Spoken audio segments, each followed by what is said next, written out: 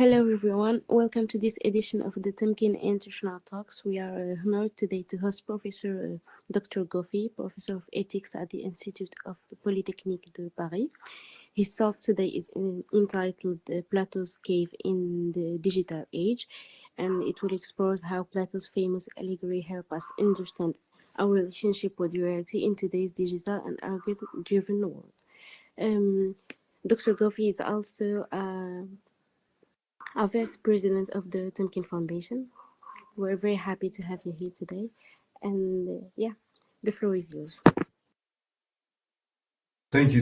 Let me just start with a small edit. I'm not working with École Polytechnique.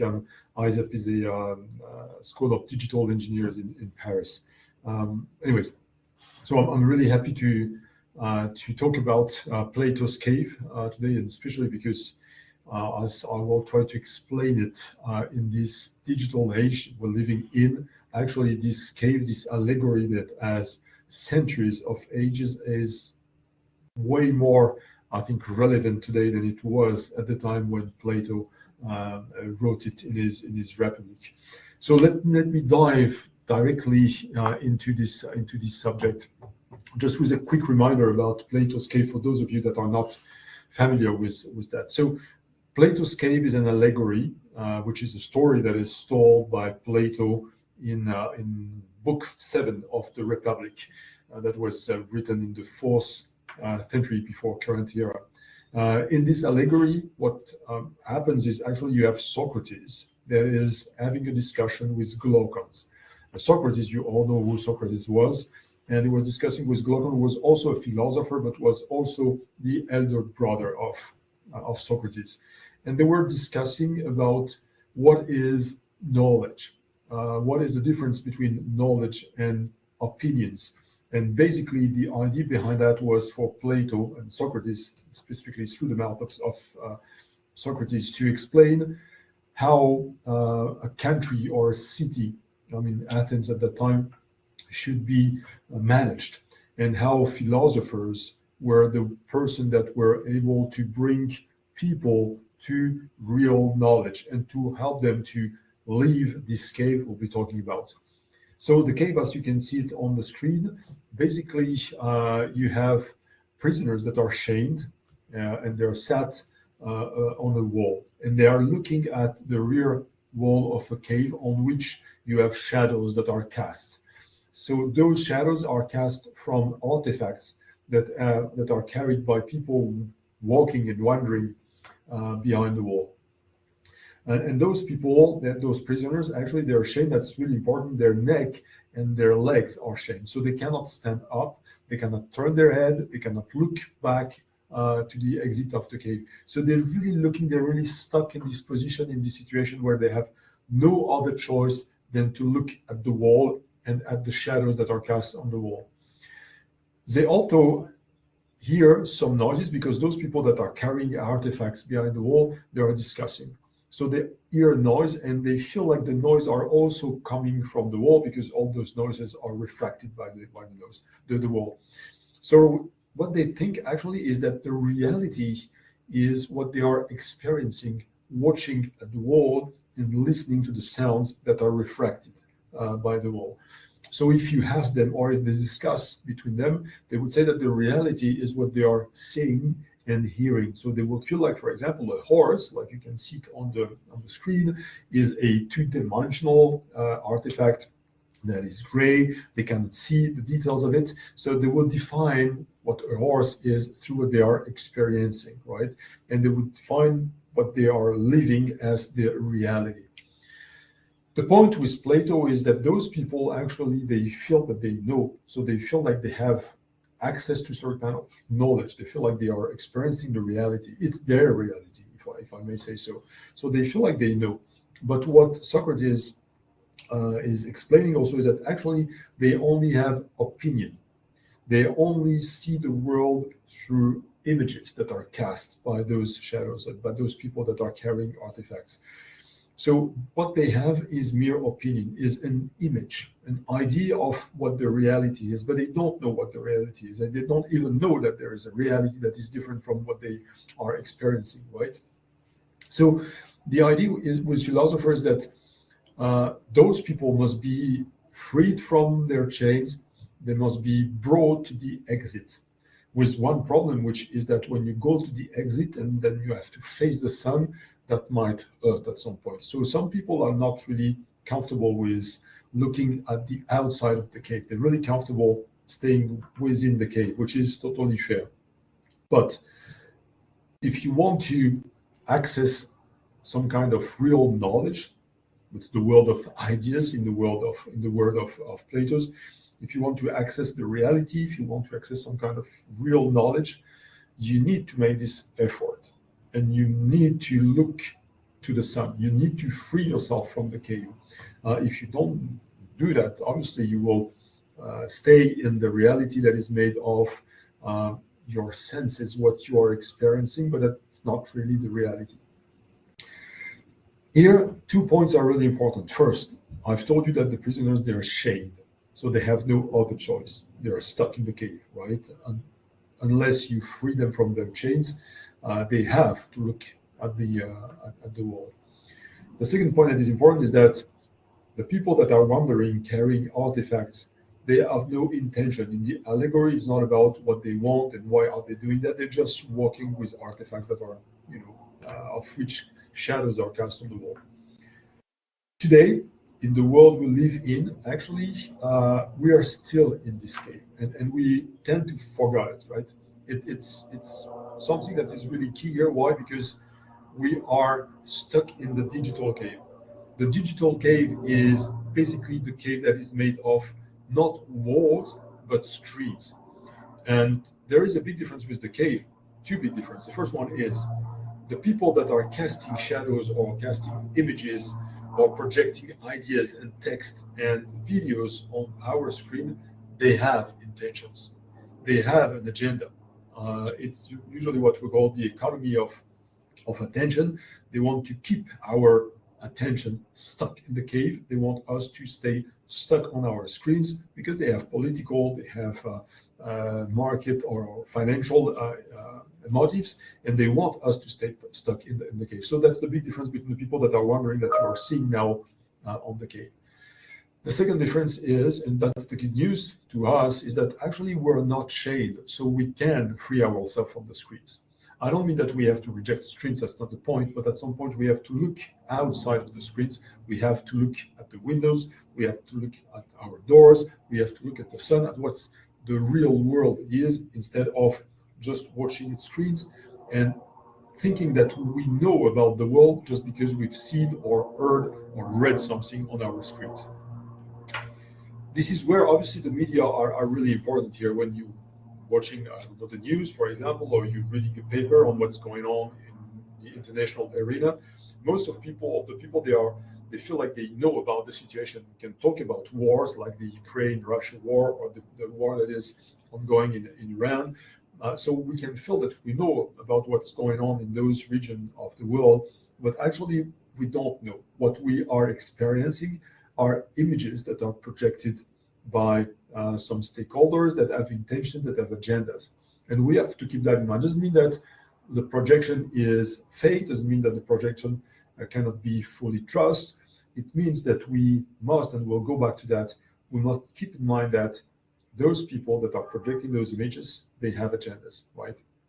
So if you look, for example, at media that are 24 hours a day, medias that are projecting always the same images, you can see and you know that at the very beginning they don't have enough information to provide us with a kind of correct or representative image of the reality.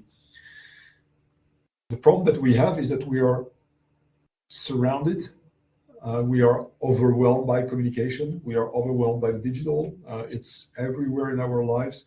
And even if I go beyond the digital, we live, most of us, not all of us, but we live, most of us, in the world of over communication. So we are bombarded with all those images, text, and ideas that are projected to us by some stakeholders, what we call norms entrepreneurs, people that want to shape our behaviors, shape our perceptions in order to make us do something specific, which is maybe adhering to a specific political idea, or maybe buying something that they want to sell us.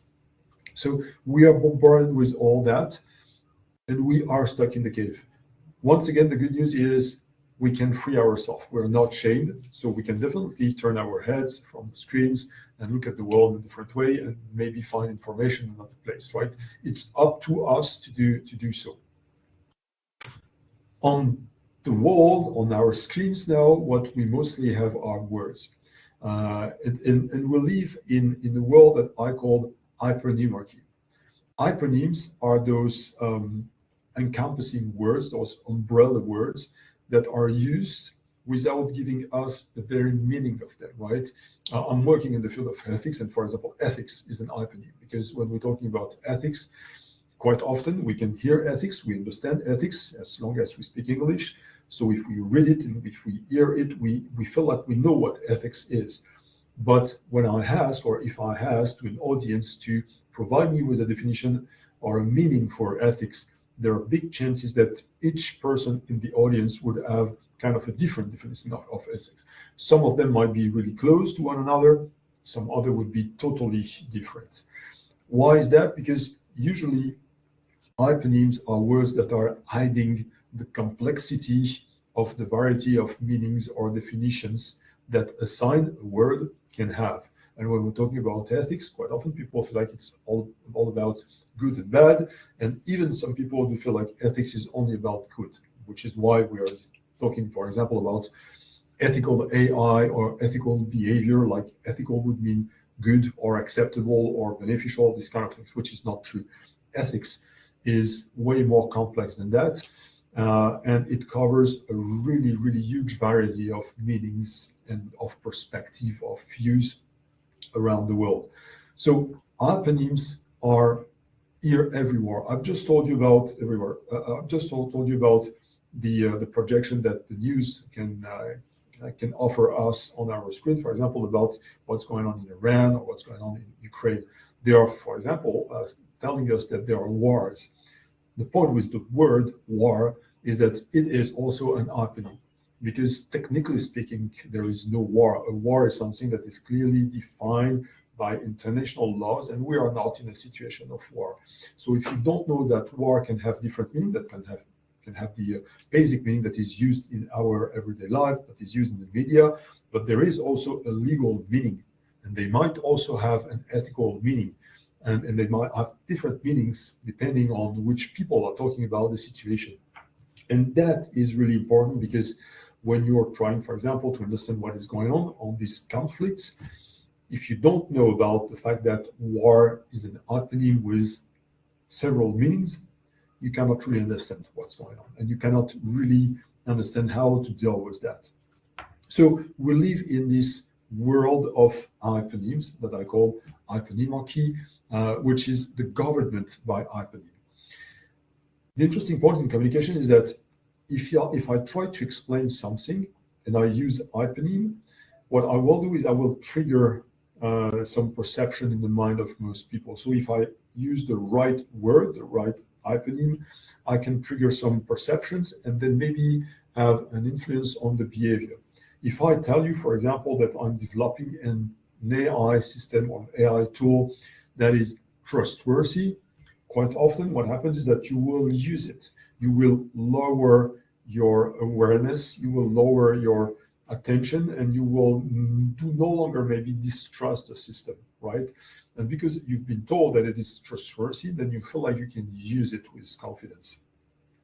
The point is that actually that's not the way it works. Obviously, it's not because because first, an AI cannot be trustworthy per se, but it's not because I've told you that an AI system is trustworthy that it is. So those words, they are used in order to lower our attention and to make us, once again, do something specific, in this case, using the AI system. It's all about the narrative that has been shaped by the European Union, for example, and all the wording about respect for privacy, values, ethics, etc., and trustworthy AI and beneficial AI, etc. All this narrative is based on hypernym. So if you are able to master hypernyms, if you are able to master the way to articulate those hypernyms to set a narrative, then you can control the perceptions. And if you can control the perceptions, then you can control the behaviors. So this is where hyponymarchy is the government of the world, the people, the mind by hyponyms. And I think it's something that we tend to forget, that words are really key in the way we understand the world.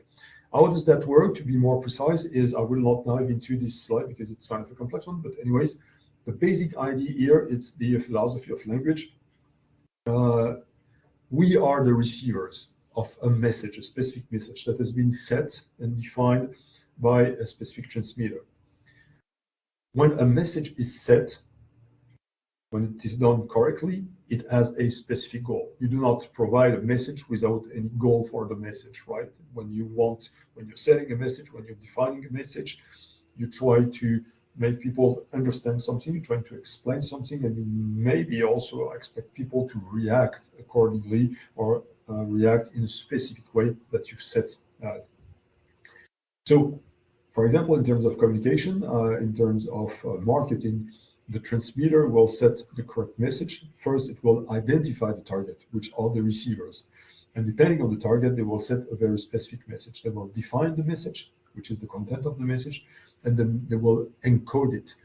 And the encoding here is really key because it is where you actually choose the right words. You choose the right words to have the right narrative that will trigger the right perceptions or the expected perceptions, which in turn will lead to the expected behavior. So everything is done in that sense, which is the case in politics, which is the case in the legal domain when you have to defend someone, which is true in finance and marketing, which is true also when we have this kind of has that are popping up on our screens. So those people are communication specialists. So they are able to define the correct message to the right target.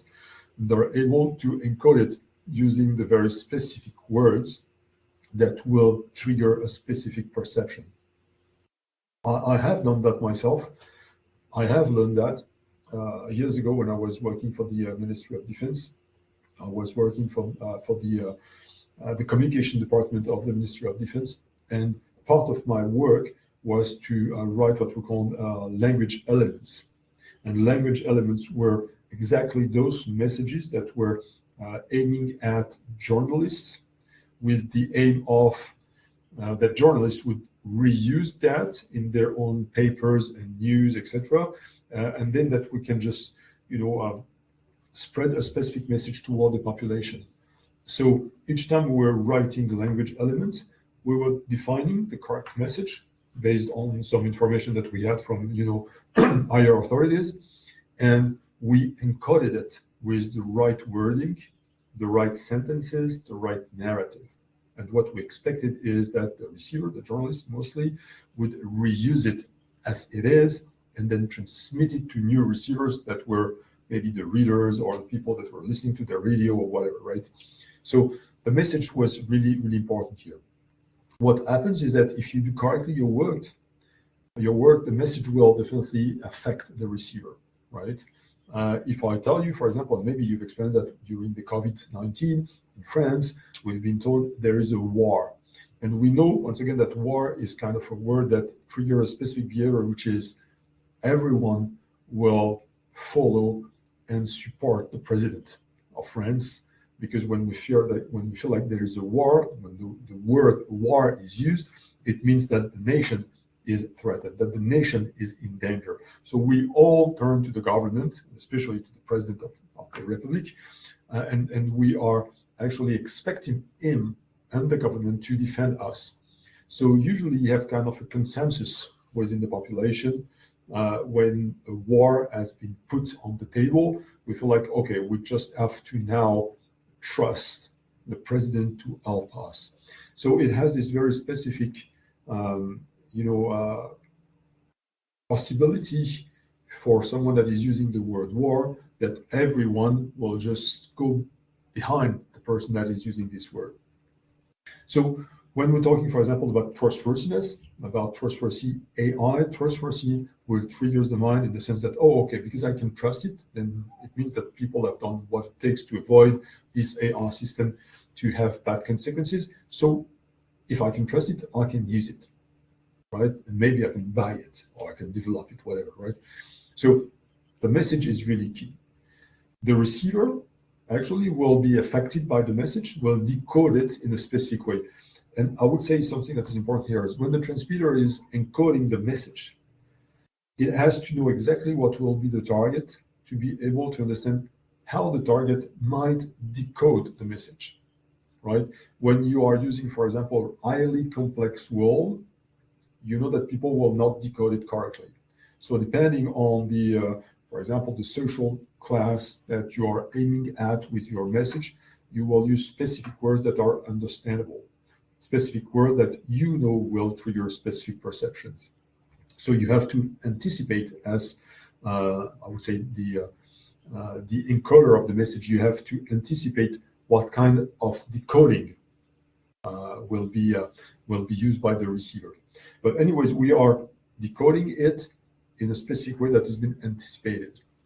And this is where we all have a problem, in the sense that quite often we just decode based on opinions, not based on knowledge.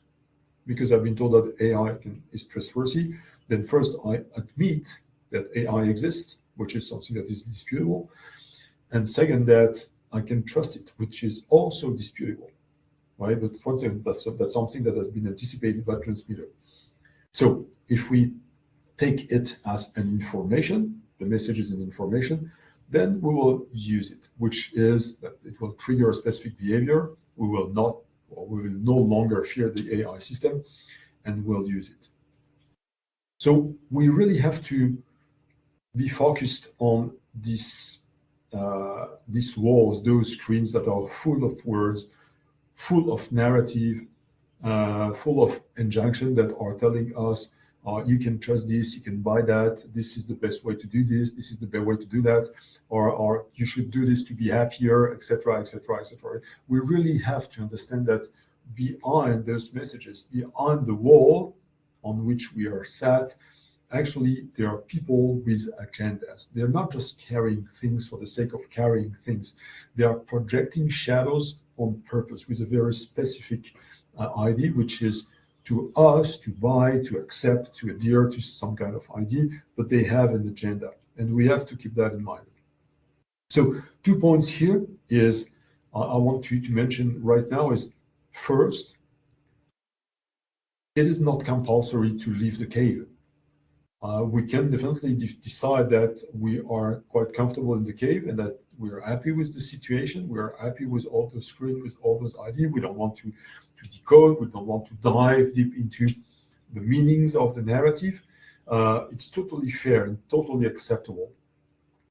Or we can obviously say, okay, I'm just wondering if there is something behind that, if there is another kind of reality, and maybe you can look for this new reality. Both positions are totally acceptable. My point here is not to say you have to leave the cave. My point is mostly to say that you have to understand that you are in the cave. And then you can make your choice rationally, saying, okay, I'm sat here and I'm happy with the projection of those shadows. Or you can say, I'm not really comfortable with that and I will leave the cave. But you have to make this decision. And that's the point here. You have to make the decision. Because if something happens, or if at some point you are held responsible for a decision that you've made, you have to be able to explain that you've made this decision, right? You cannot just defend yourself saying, oh, I've been told that, or I have heard that, or someone said that. That's not sufficient. If you really want to take full responsibility, you have to say, I have made the choice knowingly. I'm in the cave, I'm happy with that, but I know that the images are just images. Or I want to leave the cave and I want to see something that is beyond the images, right? So once again, just to be clear, I'm not saying that you have or you must leave the cave. I'm just saying you need to know that you're in the cave, that we are, all of us, in the cave. So this cave has been amplified by digital technology, that's for sure. First and foremost, because once again, we live in a world of over communication. Most of us, that's not true for everyone all around the world, but for most of us, we live in a world of over communication. And in this world of over communication, there is over communication through screens and through the digital, right? And this is something that is making hypernymarchy even stronger, even more efficient, and it makes it a really strong tool for control of, once again, perceptions and behaviors.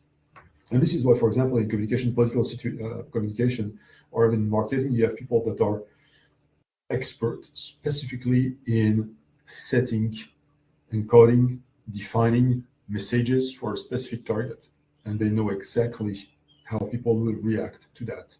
And if they are able to anticipate, it's psychology, it's sociology, it's not only philosophy, but those people, they know exactly what will happen in our brains, in our minds, when we are said this or that. And when the communication is perfectly organized and articulated, they have strong chance. There are strong chances that actually you will react in the way that is expected by the emitter of the message. So all this has been amplified. It's not something new, and that's also a point that is important. The digital and artificial intelligence, they are not a revolution, right? There is no, say there was no rupture between maybe some kind of a past and today's world.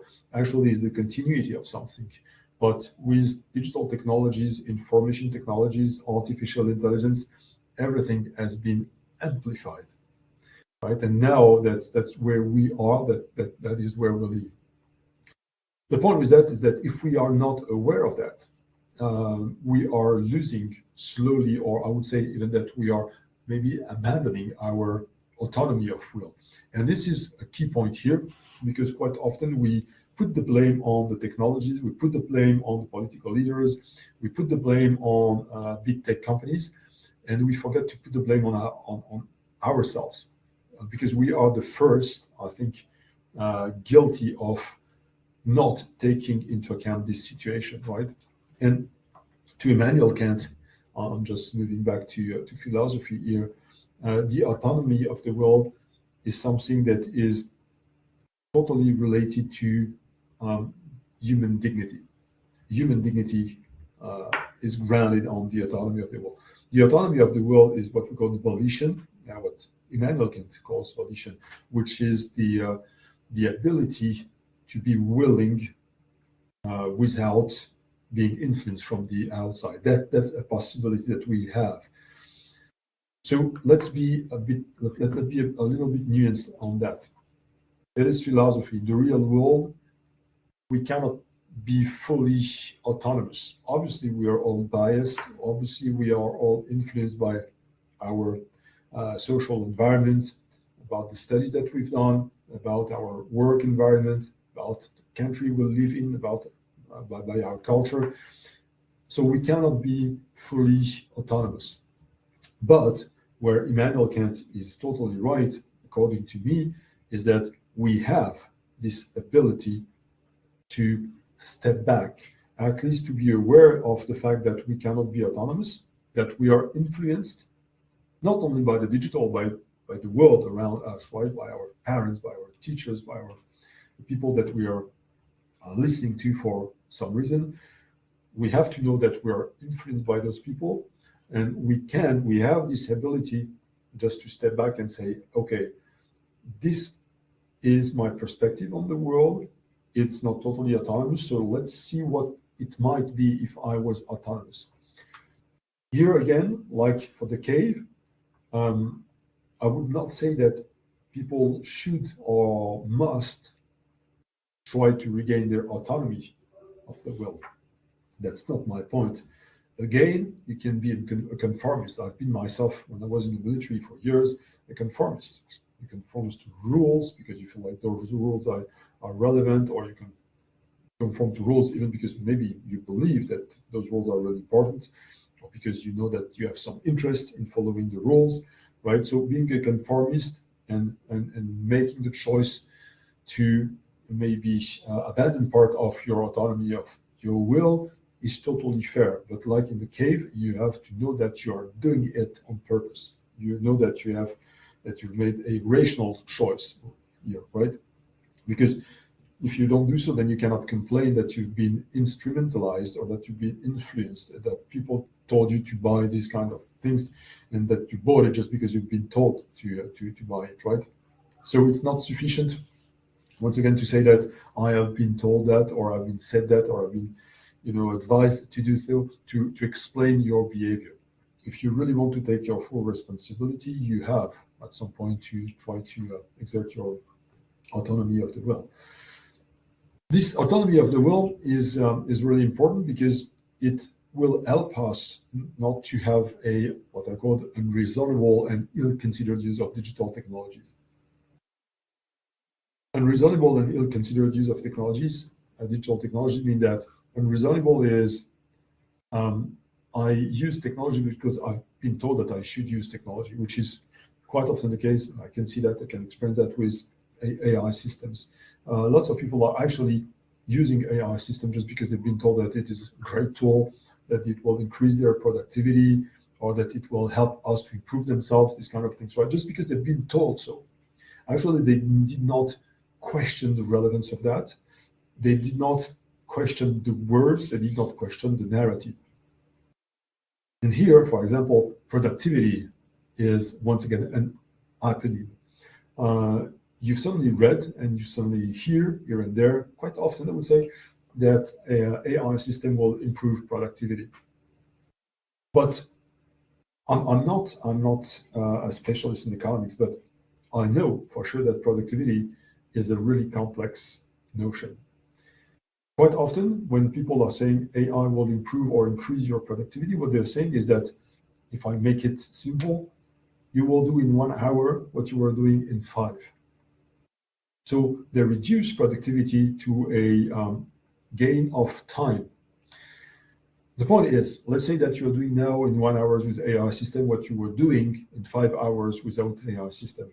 What if during the 4 hours you're just sleeping or you're just playing video games? Has your productivity increased? Certainly not. My point here is to say that it's not enough to say that you just, spare time to say that you've increased your productivity. So if you do not question the word productivity when it is used with artificial intelligence system, then you can be fooled. You will say, oh, that will increase my productivity, which is the kind of thing that most companies are accepting as granted. They just feel like it's the truth, it's the reality. But once again, this reality has been projected by people who want you to buy those AI systems. If you do not look beyond the words, for example, productivity, if you do not look at all the meanings of productivity, what productivity means exactly, then you can be fooled that you will use AI system in an unreasonable way because maybe you do not need it. And maybe you would even do better without AI system, right?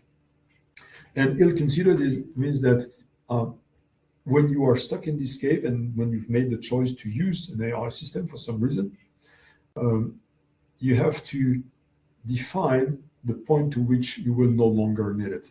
Let me give you an example about that. When you're writing a paper, an essay or something like that, you feel like you're stuck, you don't know where to start because maybe the problematic is, you're not really interested in the problematic, your knowledge is pretty limited, or maybe because you're tired, you don't know, once again, how to articulate or understand the problematic. You can go to an LLM, an AI, generative AI system, to ask, okay, give me some advices or tips or structure because I don't know where to start, right? But once you have that, you have to decide where you will stop using the AI system. Either you say, now I have the structure, it is clearer to me, then I can, once again, turn my head far from the screens, right? I can turn my head to the reality and look by myself, search by myself about the subject. Or you can say, oh, that works very well. So now can you give me some information about all the points that you've mentioned in the structure, right? In the outline, can you put some meat around these bullet points, whatever, right? And then you get the bullet points. And then you say, oh, that works really, really great. Can you now write something that looks like a chapter or a paragraph on this and that thing? So ill-considered use is when you don't know where to stop. And quite often it can be because of our laziness. We're all lazy people by nature. I feel like that. So that might be laziness. That might also be time pressure, because we are, some of us, working under strong pressure, right? And we always has to do things in a faster way with a limited amount of resources. So sometimes it's quite comfortable just to turn to an AI system. So what I call ill-considered use, whatever the reason is, not being able to say, oh, now I do no longer it. So unreasonable is using a system without any good reason, except the fact that you've been told to do so. And ill-considered is that if you use an AI system, not being able to say, now I no longer need it, and then I can just switch my brain on and work by myself. So to do so, we once again have to understand that we are in this cave. We have to understand that those people that are telling us that we can trust AI, that AI is increasing our productivity. We have to understand who is saying that, what is the purpose, right? What is the agenda of those people, and what is behind those words: trustworthy, artificial intelligence, ethics, or productivity, right? We have to go beyond that, because what I can tell you from experience that quite often companies and people, they do not need AI system. Actually, they do not need it. They just heard that it will be better. They've just been told that it would be better, right? And this, my fear is, my concern is that people are abandoning, I would say, even not intentionally, their autonomy of will, or maybe that their autonomy of will is stolen. But I don't want to put the blame on others, right? I just want to refocus on each one of us, because we are responsible. We cannot deny that we are responsible for not trying to dive deeper into these kind of things, try not to understand better the situation. So my take is that it is better to maybe try to look outside of the cave. And once again, I would insist on that. I'm not saying that everyone must leave the cave. I'm just saying that I think personally, but it's a biased perspective, it's a subjective perspective. We should try to look outside, or at least we have to know that we are in the cave. And in order to, for those of us, we are willing to leave the cave, I do believe that critical thinking is key. Critical thinking is also an hyponym. It's a syntagon because it's made of two words, but it's an hyponym in the sense that lots of people are promoting critical thinking without really doing critical thinking. Critical thinking is something that is complex. Critical thinking is not criticisms for the sake of criticism. It's not about trying to mistrust everything. It's about maybe looking at things and saying, okay, what is the real agenda there? I will not take it for granted. I will not buy it unless I fully understand what's behind the narrative, what's behind the injunction, but what's behind the words that are used, right? So we have to go beyond narrative and declarations of intent about, okay, I want to do good, so I'm developing this AI system. What do you mean exactly? And who are you exactly? What is the motive, the real motive of all that, right? So if we want to take back control on our will, which is on our lives, on our future, I do believe that critical thinking is the only point here. Something I wanted also to stress here is that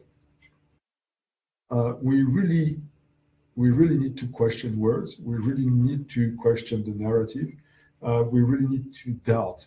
And I would definitely say that you should doubt about what I'm saying. You must not buy what I'm saying. You must not take it for granted. I'm not providing you any kind of information. And that's the point that I want to make here is when you listen to something, when you read something, when you watch a documentary, or when you're even listening to me right now, you are not provided with information. You are provided with data. Think of your brain, and that might be counterintuitive because usually it's the reverse thing that we are doing. Try to think of your brain like an AI system. You're getting data, and I'm providing you with data now.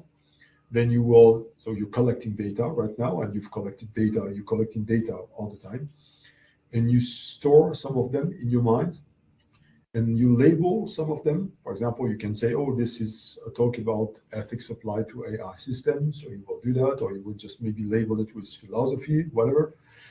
You put that in boxes in your brain, and at some point, you will face a situation when you will use those data, you will make what we call inferences to create information. And only, and that's really clear, only at that point, when you've made your own inferences from your own data, you will have information. But everything that is entering into your brain, which is about communication, political, marketing, or whatever, even what I'm doing right now, is not information. And you must not take it as information, because if you take it as information, then you are diving deeper into the cave. If you take what I'm saying for granted, if you fully trust me, if you do not doubt me, then you will buy it, and then you will be deeper in the cave. So you must not do that. You must consider that I'm providing you, and that you provided with data, and that you will be the only person that is able to use those data, make inferences, which is articulate all those data coming from different sources to create an information, something that is useful to you, right? So it's really key here. And in order to do so, you have to doubt. You must not spend your time doubting about everything, because I don't want you to turn crazy, but you have to doubt. And something that has been told us by the famous philosopher Al-Ghazali, who said that actually doubt is the very first step toward true knowledge, right? You have to doubt about the things that you're experiencing. You even have to doubt about your senses. When you look at something, when you hear something, you have to doubt that, okay, did I hear that really? Did I see that really or not? So, I mean, it's really important for us to doubt all the time. You cannot doubt about everything, once again, because you might turn crazy, but for things that are really important, things that are really fundamental, things for which, for example, you are asked to provide with your own perspective, it is important to doubt. Right? Myself, when I'm preparing my talks, I'm always doubting. I'm not sure that what I'm saying is correct. I'm not even sure that my understanding or my interpretation of what Al-Ghazali said is correct. So I've done my job. Obviously, I've tried to dove into the subject to make sure that I was not making any kind of mistake. But maybe I'm wrong. I don't know. Maybe I'm not. Do not have the right interpretation once again, or maybe it's not the right reading.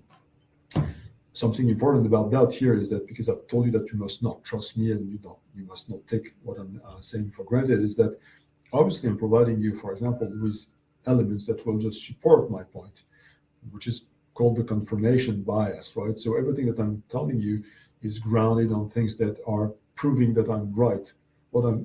Maybe you will have people that will find lots of things that are proving that I'm wrong, and that's totally fair. That's right. That's great. I like that. But anyways, maybe I'm wrong about my interpretation, but doubting is definitely something that is key. And the first doubt that we must have is doubt about ourselves. Is doubting about my perceptions of the world, about my biases, doubting about my own influences, about my own, perspective on everything, about even my own ability to understand things. Because sometimes you are told, and maybe you read things that you feel like you understand them, just because it has been made clear by the transmitter of the message, right? But it doesn't mean that actually you really know about that. So you have to doubt about the fact that you know things, right? It's the only way for us, I guess, to once again step back from the communication that we are surrounded with, and to understand that maybe there is a reality behind those images and behind all those things that are projected on our digital cave, which are screens. What Al-Ghazali is saying here has been taken on and said and even developed by René Descartes later on with the methodological doubt. You've certainly heard about that, which was also about the fact that we have to doubt about ourselves. And even Descartes was saying that our senses can fool us. Maybe I feel like I'm seeing something and it's not exactly the reality, or maybe I feel like I heard something, but maybe that was not what has been said, or maybe I I tasted something and I was wrong about my perception. So even our senses can fool us, right? Once again, I don't want you to dive into this craziness of doubting about everything all the time. That's not my point. But with important subjects, we have to keep in mind that we have to be critical. We have to use our mind to be critical about the world around. But first and foremost, we have to be critical about ourselves. We have to know where we are. We have to know that we're in the cave, that we are fooled by our sense, that we are fooled by others, and we have to make a decision upon either staying in the cave or maybe turning our heads a little bit to see what's going on outside and knowing that there is a different perspective that might be available there and there, or even maybe leave the cave and see the world in a different way. It is important because quite often we do things thinking that we know, we make mistakes, and as Albert Camus was writing in The Plagues, the evil in the world comes almost always from ignorance. Whatever the goodwill that can be behind that, ignorance is the ground for evil and bad things. So if we don't want to fall into evil, if we want to make sure that what we're doing it in the right way, we have to, I would say, and once again, you don't have to take it for granted, we have to free ourselves from ignorance. No one is fully knowledgeable. So that's not the objective here, right? The ideas in Plato's terms are not accessible to human beings. That's not the point. But once again, at least know that you are in the cave, know that we have a limited knowledge, limited ability to understand things, know that there are people that have agendas that are projecting those images on our screens. Know that you are in this digital cave and make the choice. Either you stay in or you try to leave a little bit the cave or you try to fully leave the cave. But it's the only way if you want to leave the cave or even just to look a little bit to the exit, not exiting the cave, but only just looking at the exit of the cave, just knowing that what is projected is not the full reality. If you can do that, then you will free yourself from ignorance. The point with that is it can be really shaking because when you look toward the exit of the cave, what you discover is that you are way more ignorant than knowledgeable. When you look at the wall of the cave, you feel like you know. Things are pretty clear, they're pretty limited. You have shadows, there are noises. So your world is really small, and then you feel like you control those worlds, that you master the world, so you feel like you know.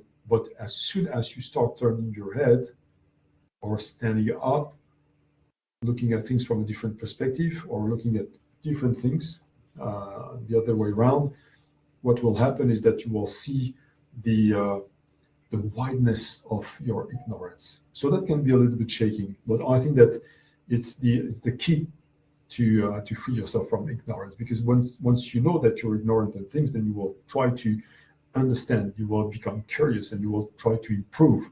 If you think that you know, obviously you will not try to improve yourself. Last point, I think that, and once again, you don't have to buy that. I think that it is better to escape the digital cave. I think that moving towards some kind of knowledge, even limited, is better than living in ignorance. I do think so, right?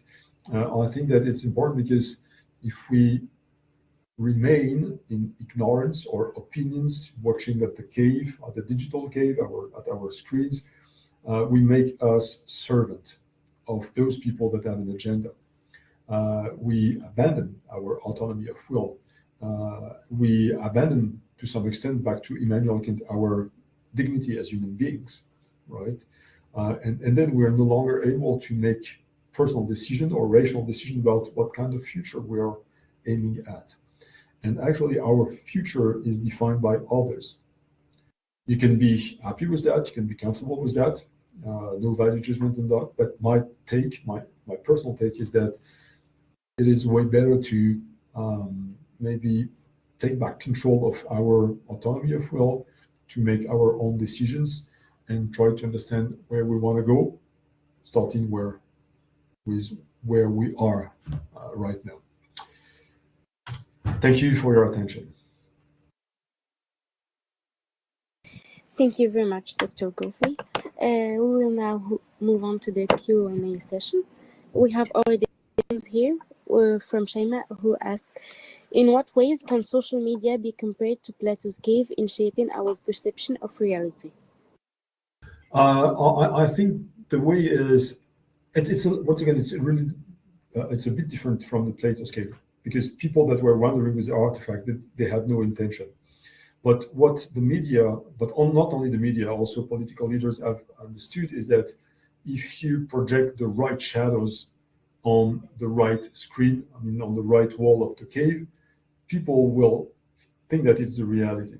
So it is the way that I can make a parallel with both situations, is that we are told what the reality is, and we if we are honest with ourselves, I think that we can, each of us, find an illustration of that. What we think about, I don't know, when we live in France, what we think about China. When you're in China, what you think about the US, for example. All this is made of projection that have been made by people for some reason. If you don't experience what it is to live in China or to live in the US or live in France by yourself, if you don't go in those countries and see what the reality is, then you will believe what you're told by some specific stakeholders, right? So this is where the media, for example, when they project us about information about what's going on here and there in the world, they are projecting a biased perspective, which is true depending on the countries, but which is true also within the country, right? In France, for example, you know that we have media that have a editorial line which is rightist editorial line or leftist editorial line, and depending on the editorial line, obviously the projection of the image or even the the processing of a specific information will be totally different from one media to another. Excuse me. So we all know that for sure, right? And because we all know that, we have to keep in mind that the media, sometimes they are biased on purpose. They want us to believe something that they think is relevant. Sometimes, like human beings, because they are human beings, the media is not a human being, but there are human beings behind the media. Those people, they are biased without even knowing that. They do not know that they're themselves in the cave.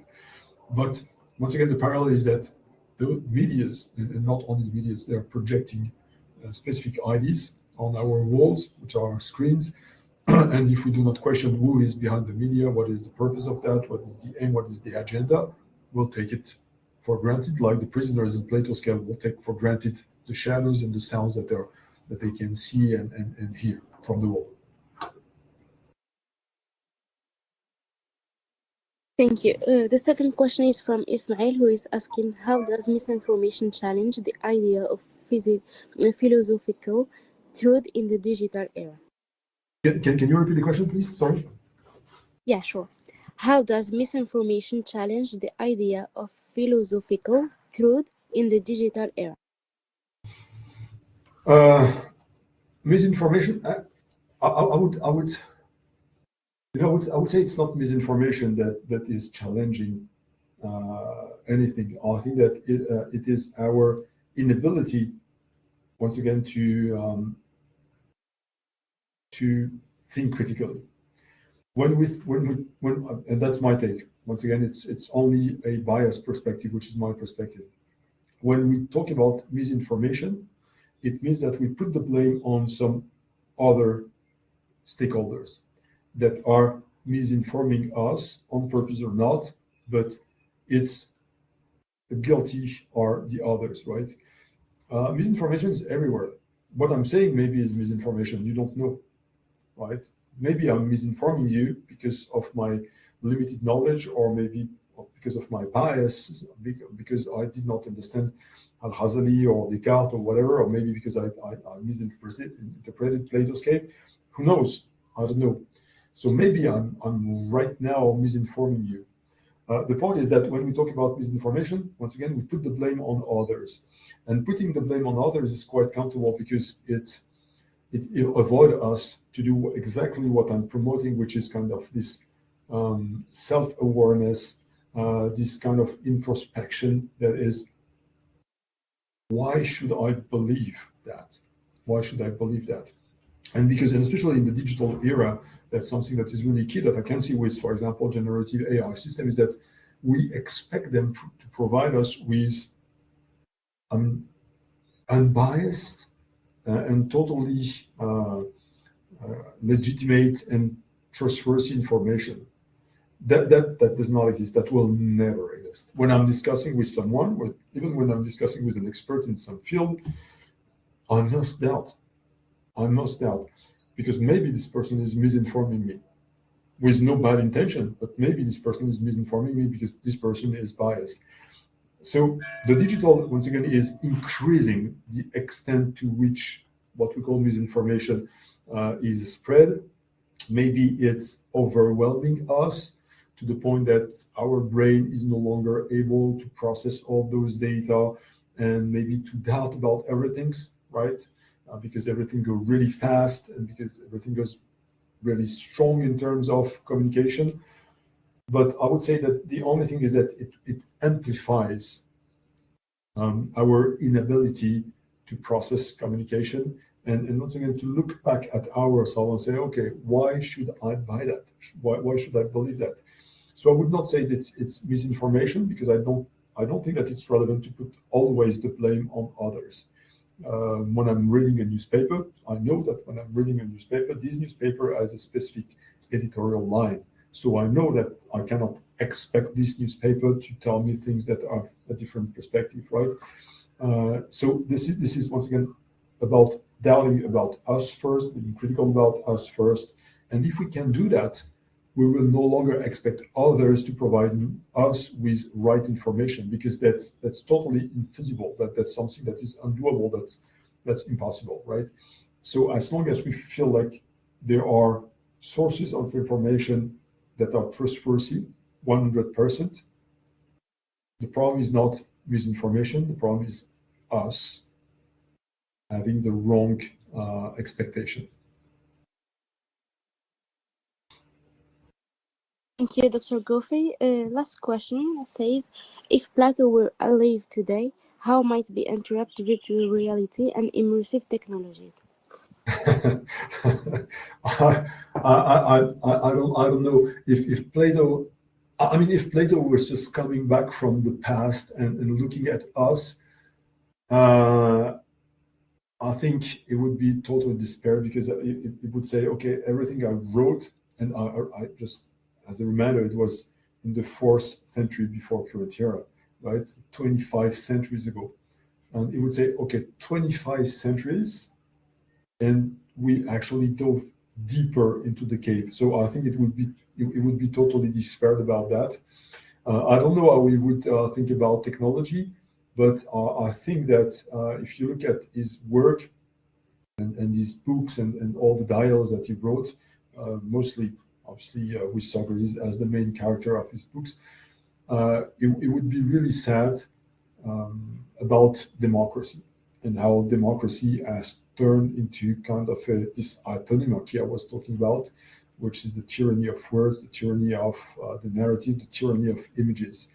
I do believe you would see that as a strong problems in terms of the exercise of democracy. But one point which is important, it would not be that, I think, because in that time, especially if you read the Republic, or even if you read Aristotle, democracy has never been defined as the best political system in the world. But it would certainly said something like, Socrates has been actually died because he was judged and he was found guilty of things that you can also find in today's world. So he would definitely see the world and saying, okay, from Socrates' death and his trial, nothing has really changed, or things haven't changed in the right way. Quite the opposite, I would say. They even worse now. So once again, I think it would be really despair.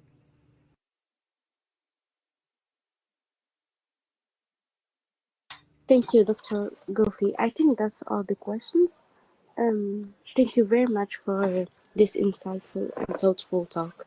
We really appreciate it, and we would also like to thank all the participants for their attention and engagement through for this session. And we'll be happy to have you here another time, again and again. Thank you very much, Dr. Gofi. Thank you so much. I wish you a good nice day. Take care. Thank you. Bye. Bye-bye.